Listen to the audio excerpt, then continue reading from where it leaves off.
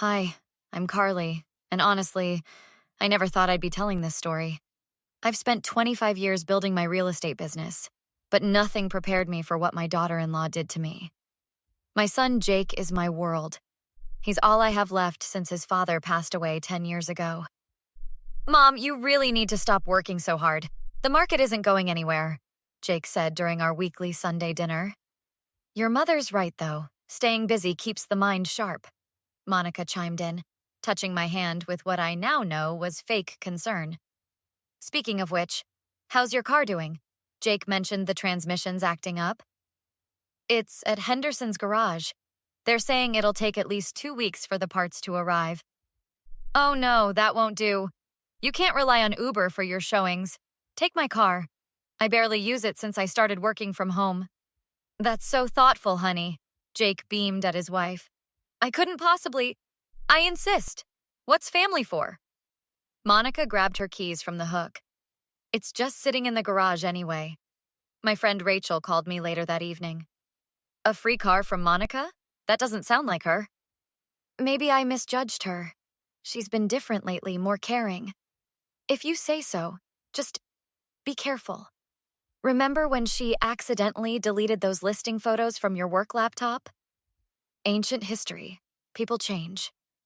The next few days were surprisingly pleasant. Monica even called to check how I was doing with her car. Everything seemed perfect until that rainy Tuesday morning. I was heading to a showing when it happened. The truck came out of nowhere, running a red light.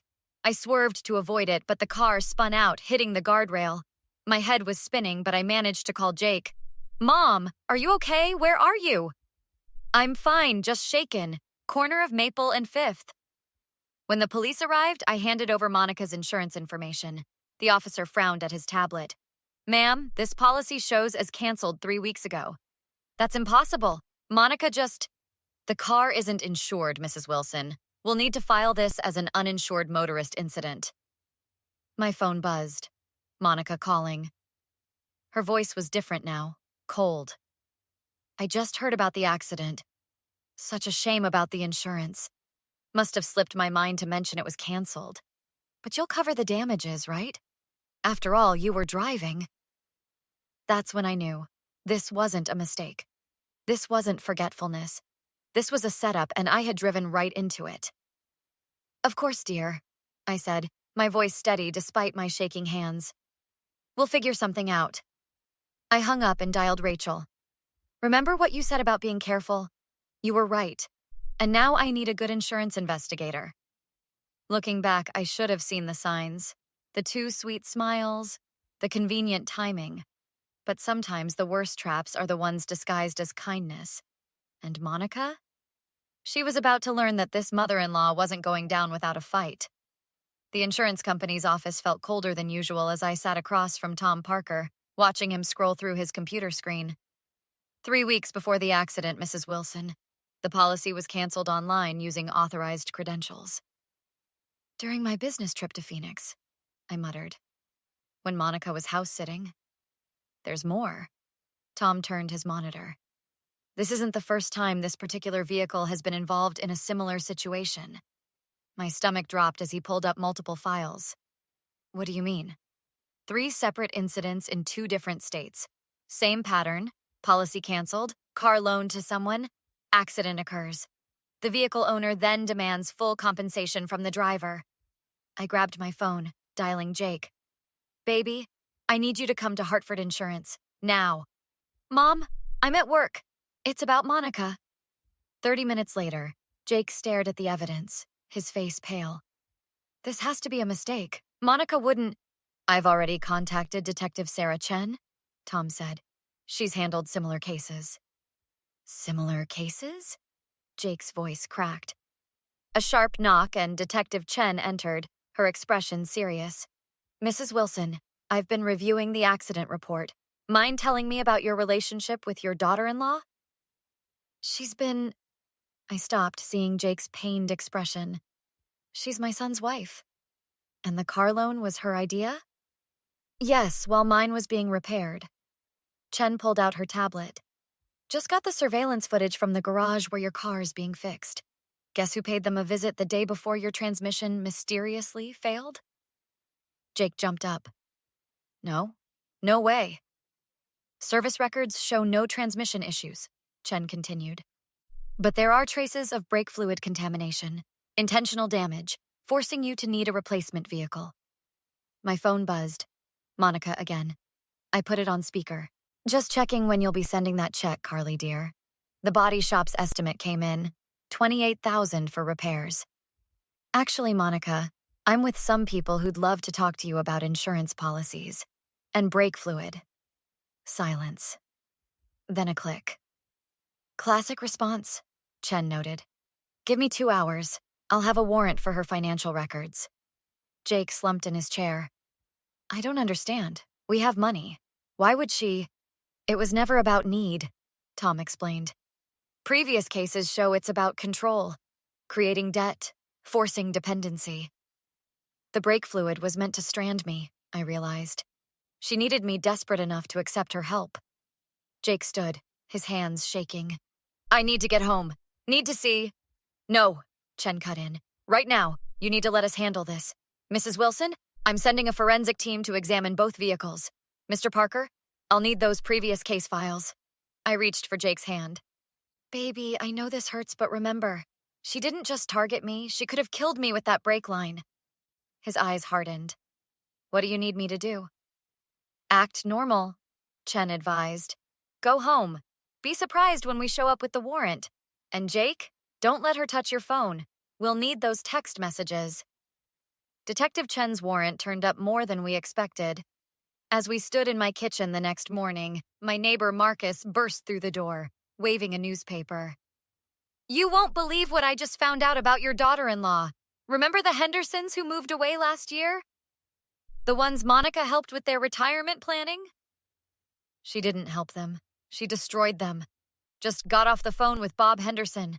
Same insurance scam, different setup. They were too embarrassed to report it. My God, I whispered. How many others? 3 families in this neighborhood alone, Marcus confirmed. She targeted older residents, offering financial advice, then... My phone rang. Jake. Mom, you need to see this. I found her hidden laptop. There's a whole spreadsheet of targets, bank accounts, social security numbers, insurance policies, some dating back 5 years before we met. Stay where you are. Chen's on her way. The detective arrived within minutes, and we gathered in my living room. She pulled out a stack of files. 7 victims came forward since yesterday, all with similar stories. Monica gained their trust, orchestrated accidents or financial emergencies, then swooped in as a savior, only to bleed them dry. That's not all. Rachel walked in, clutching documents. I did some digging. She's not even a licensed financial advisor. Everything's fake. Her credentials, her work history. Jake paced the room. The charity galas she organized, those were fake too. Found transfer records. All the donations went to offshore accounts. A knock at the door made us freeze. Monica stood there, her perfect smile cracking when she saw our gathering. Having a party without me? And here I thought family came first. Family? Jake stepped forward. Like the Hendersons were family? Or the other people you scammed? Her smile vanished. Whatever they told you, they're lying. Jealous of our success, trying to cause trouble? Save it. Detective Chen stood. We have the evidence. The fake credentials, the offshore accounts, the tampered brake lines. You can't prove anything. Actually, Marcus stepped forward. Your meeting with Bob Henderson last year? I was there, recorded everything on my security cameras, including your threats. Monica's composure shattered. You don't understand. These people, they're wealthy, privileged. They deserve... To be killed? I cut in. That's what would have happened if my car's brakes failed on the highway. Please, she scoffed. It was calculated. Just enough damage to trap you, not kill you. I'm not stupid. The room fell silent. Chen smiled. Thank you for that confession. By the way, we're live streaming to my precinct. Monica lunged for her purse, but Rachel was faster, grabbing it. Credit cards and fake IDs spilled across the floor. 7 different identities, Chen noted. collecting them. That's federal charges now. Jake, Monica tried one last time. Baby, you know me. Everything I did was for us, for our future. Our future? He held up her laptop. Like the divorce papers you had ready? The plans to take everything once you'd finished scamming my mother? As Chen read her rights, Monica's mask finally crumbled completely. Her eyes, cold and calculating, met mine. You really think this is over, mother dear? I've got friends you haven't even— Save it for court, Chen cut her off, leading her away. We'll be very interested in hearing about these friends. The courthouse steps were crowded with reporters as Monica was led in for sentencing. 6 months had passed since her arrest, and the evidence kept mounting. I sat beside Jake, squeezing his hand as the judge addressed the court. In my 30 years on the bench, I've rarely seen such calculated malice. 23 victims across 4 states. The defendant showed no remorse, continuing to manipulate even after her arrest. Your Honor, Monica's new public defender started. My client wishes to make a statement. Save your breath, Jake muttered beside me. More lies. Mrs. Monica Wilson, the judge continued, you are hereby sentenced to 12 years in federal prison. Additionally, you will pay restitution to all victims, totaling $1.2 million. Outside, Rachel hugged me tight. It's finally over. Not quite. Tom Parker approached with a thick folder. The civil suits are just beginning. 17 more victims came forward after the media coverage. The Hendersons got their house back, Marcus added, joining us. Bank reversed all the fraudulent transfers once they saw the evidence. My phone buzzed. Detective Chen. Just thought you'd want to know. We found Monica's partner, the one who helped her hack insurance databases. He's singing like a canary, trading information for a deal. Good, I smiled. Let them all go down together. Back home, Jake was sorting through old photos. I keep looking for signs, you know? How did I miss who she really was? Because she was good at what she did, but she made one mistake. What's that? She messed with my boy. Mom. He laughed for the first time in months. You're scary when you're protective. Damn straight. Now, about that new paralegal at your office. Really? I'm barely divorced. The papers were finalized this morning, Rachel chimed in, waving the documents. And Sarah, that's the paralegal, she's been asking about you. Both of you, stop. I need time. Fine, I conceded. But at least come to the victim support group tomorrow. Bob and Martha Henderson are hosting. It helps to talk with others who understand. Actually, he smiled slightly. I've been thinking about starting a fraud prevention program, using what we learned, helping others spot the warning signs. Count me in, Marcus called from the kitchen, bringing in coffee. Already got 3 neighborhoods interested. First meeting's next week, Rachel added. The DA's office is sending a representative. Let me guess, a certain Detective Chen? She believes in the cause. Looking around at my chosen family, Jake, Rachel, Marcus, all the others who stood by us, I felt something I hadn't in months. Peace. Hey, Mom, Jake nudged me. Remember what you always said about silver linings? That even the darkest clouds have them? Yeah. Looking at everyone here, how we're all helping each other heal and grow stronger, maybe this is ours. My phone pinged. Another victim had come forward ready to tell their story, ready to fight back. No maybe about it, baby. This is exactly where we're supposed to be.